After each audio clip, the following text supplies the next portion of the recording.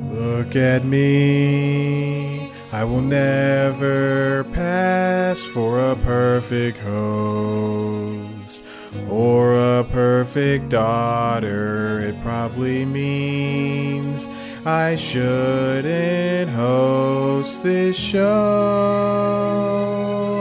I still don't see how I can really be myself on camera without putting pants on.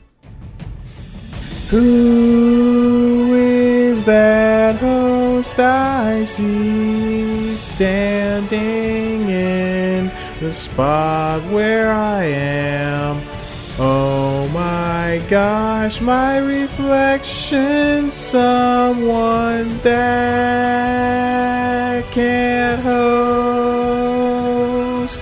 It's like nothing ever changes week to week.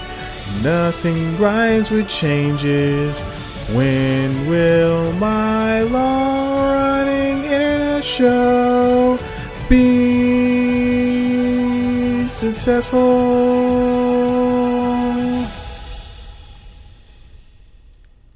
Who is that host I see standing in the spot where I am? When will my long-running internet show be successful?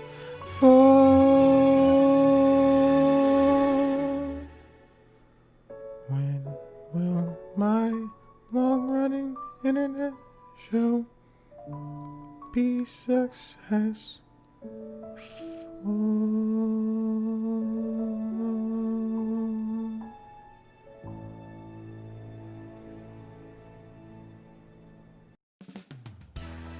It's news time.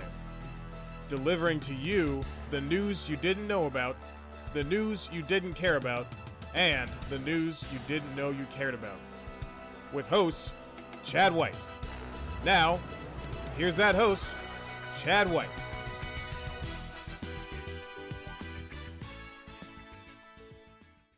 Welcome back to News Time. I'm your host, Chad White, and this is the Mulan news that you didn't know about. Mulan news, like Moulin Rouge. Theaters are open, 10 is out, New Mutants finally got that release. Soon, the same will be said about Daniel Craig's last Bond film. But before that happens, Disney is dropping Mulan. Not in theaters, but on its very popular streaming platform, Disney+. The move is not unlike other ones of the past few months. Since the coronavirus pandemic began, Universal, Paramount, and other studios have launched their movies on video on demand and streaming services in lieu of theatrical releases. However, Disney is taking a mixed approach. Subscribers can access the live-action Mulan on the Premier Access tier of Disney Plus right now. For a one-time fee of $30, you can watch the movie once for $30. Interestingly, as not to accrue accidental rentals, it seems as though Disney only allows the movie rental via the website instead of the app, which is nice. Mulan is in big trouble in China right now, though, and not just because they're as tired of needless remakes as we are. I mean, we are, right? Although Aladdin, Lion King, and Beauty and the Beast all pulled in well over $1 billion each, with Cinderella taking in half that, audiences seemingly grew tired of Disney's shtick of doing the same movies, but in real life. Aladdin, much like the first, mixed its histories, and The Lion King, despite its star power, was an unimaginative ripoff of the original. This week, Chinese audiences are boycotting Mulan.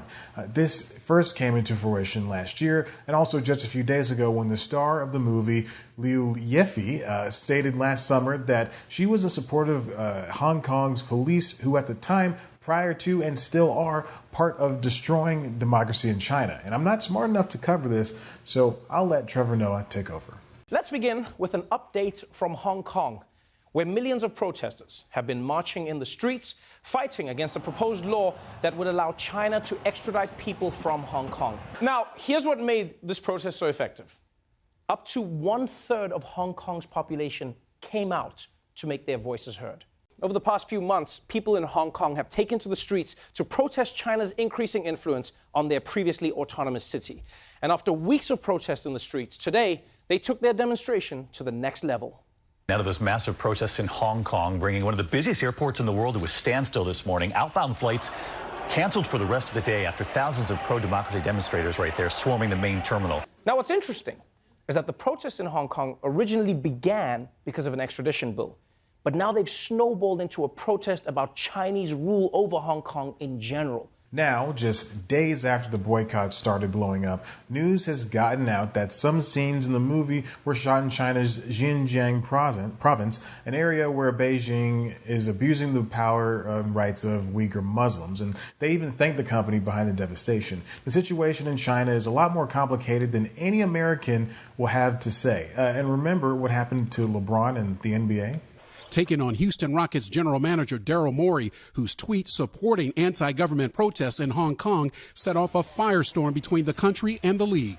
I don't want to get into a feud with Daryl, Morey, but I believe he wasn't educated on the situation at hand, and he spoke.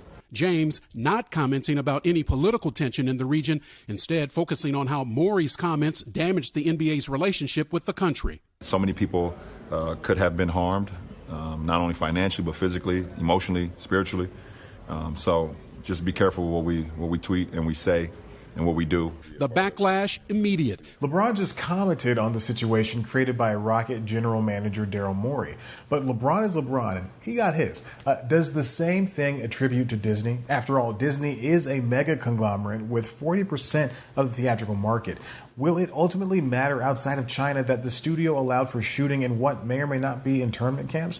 Time has proven that audiences won't exactly listen to that. And Disney is good at what it does, and people always look past its flaws. But if audiences in the U.S. want to support protests like Black Lives Matter and police defunding, wouldn't it stand to reason for us not to, watch a movie we've already seen before, except with no music this time?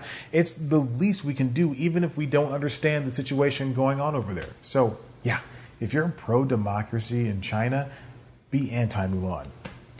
That tagline brought to you by this, subscribing and checking out one of our other videos. Of course, you can head to the website cpluscomedy.com, where there are many more tags like that. You can follow us on Twitter and Instagram at cpluscomedy. Follow me on Twitter and Instagram at ChadBlackWhite. Like us on Facebook.